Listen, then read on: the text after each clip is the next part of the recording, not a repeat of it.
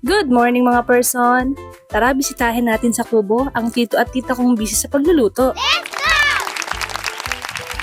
Abala nga ang mga person dahil may pa-event dito ngayong araw.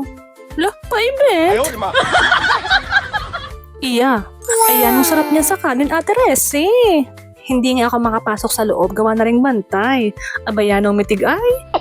Mabait naman yan si Max, pero maigi na yung nag-iingat. Higsal nga kami din kagabi sa Ilasan. Gawa na ngayong araw birthday na aming pinsan na si Carlo. In advance na namin. Happy birthday, Insan!